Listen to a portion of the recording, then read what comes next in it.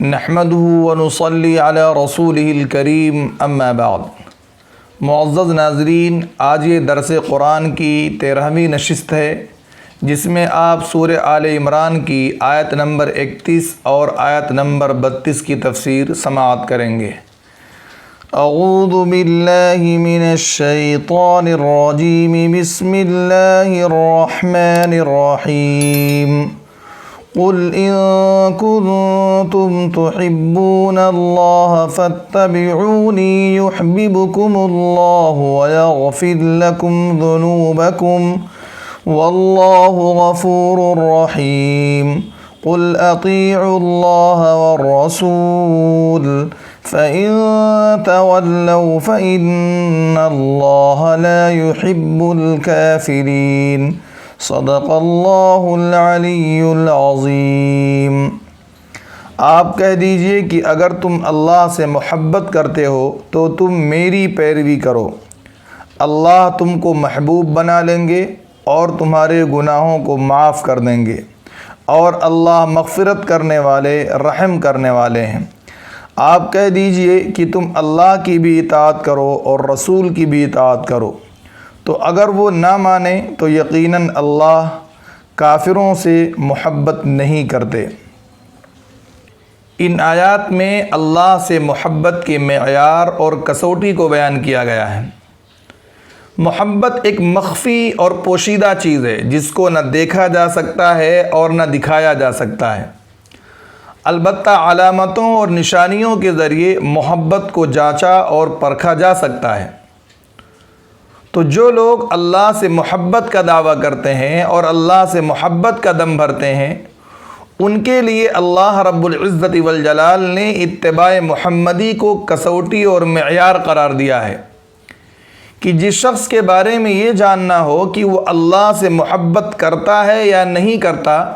اس کو اتباع محمدی کے معیار پر رکھ کر بہت آسانی کے ساتھ جانچا اور پرکھا جا سکتا ہے کہ جو شخص اللہ سے صحیح معنوں میں محبت کر رہا ہوگا اس کی زندگی اتباع محمدی اور حضور اکرم صلی اللہ علیہ وسلم کی پیروی سے معمور ہوگی، اور جو شخص اللہ سے محبت نہیں کر رہا ہوگا اس کی زندگی اتباع محمدی سے خالی ہوگی۔ مختصر لفظوں میں آپ یوں کہہ سکتے ہیں کہ کسی کی زندگی میں حضور اکرم صلی اللہ علیہ وسلم کی اتباع اور پیروی کا پایا جانا اس بات کی دلیل اور علامت ہے کہ وہ اللہ سے محبت کر رہا ہے، اور کسی کی زندگی کا حضور اکرم صلی اللہ علیہ وسلم کی اتباع سے اور آپ کی پیروی سے خالی ہونا اس بات کی علامت اور نشانی ہے کہ وہ اللہ سے محبت نہیں کر رہا ہے۔ اب ہمارے وہ احباب جو اللہ سے تو محبت کا دعویٰ کرتے ہیں مگر اللہ کے رسول صلی اللہ علیہ وسلم کی اتباع اور پیروی سے کوسوں دور ہیں، وہ اپنے بارے میں خود فیصلہ کر سکتے ہیں کہ وہ اللہ سے اپنے محبت کے دعوے میں سچے ہیں یا جھوٹے ہیں۔ جو شخص بھی جناب نبی کریم صلی اللہ علیہ وسلم کی اتباع کرے گا، آپ کی پیروی کرے گا، آپ کے ارشادات و فرمودات کو اپنی عملی زندگی میں داخل کرے گا، اللہ رب العزت والجلال کی جانب سے اس کو دو انعام دیے جائیں گے۔ پہلا انعام یہ دیا جائے گا کہ اللہ تعالیٰ اس کو اپنا محبوب بنا لیں گے، یحببکم اللہ، اللہ اس کو اپنا لاڈلا بنا لیں گے، اللہ اس کو اپنا چہیتا بنا لیں گے۔ اور دوسرا انعام باری تعالیٰ کی جانب سے یہ دیا جائے گا کہ اللہ تعالیٰ اس کے گناہوں کو معاف کر دیں گے، اس کے سیئات سے صرف نظر فرما لیں گے، اس کی خطاؤں کو بخش دیں گے۔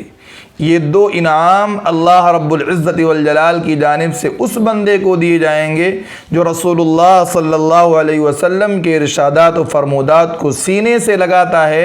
اور اپنی زندگی کو اتباع محمدی سے معمور رکھتا ہے۔ حضرت ابو ہریرہ رضی اللہ تعالی عنہ سے مروی ہے کہ رسول اللہ صلی اللہ علیہ وسلم نے ارشاد فرمایا، کل امتی یدخلون الجنہ، میری امت کا ہر فرد جنت میں داخل ہوگا الا من ابا، سوائے اس شخص کے جس نے میرا انکار کیا۔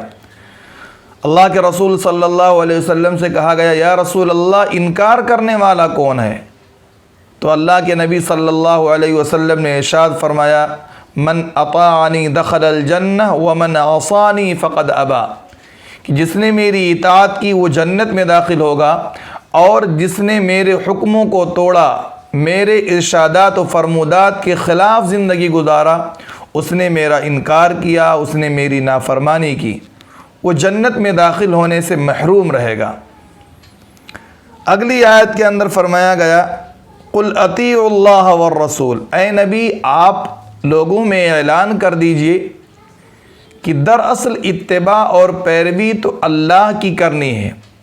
مگر چونکہ میں اللہ کا رسول ہوں، اللہ کے اطاعت اور فرما برداری کے طریقے کو بتانے والا ہوں،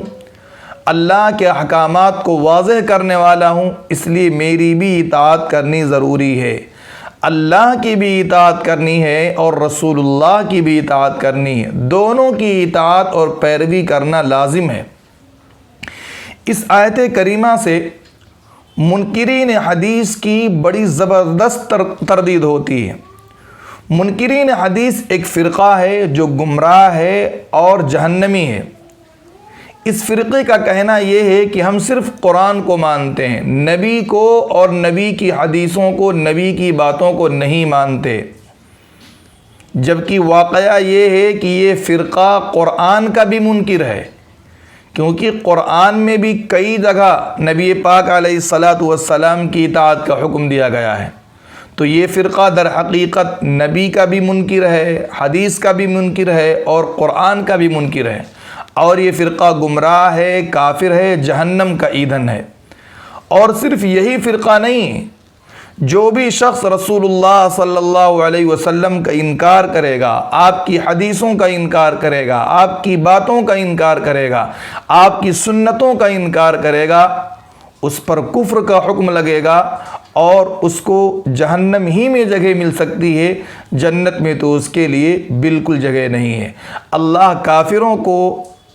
محبوب نہیں بناتے، اللہ کافروں سے محبت نہیں کرتے، ان کو اپنا یار اور دوست اللہ تعالیٰ نہیں بناتے۔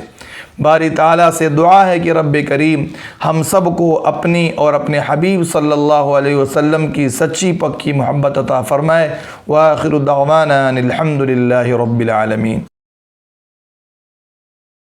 Like, comment, and subscribe.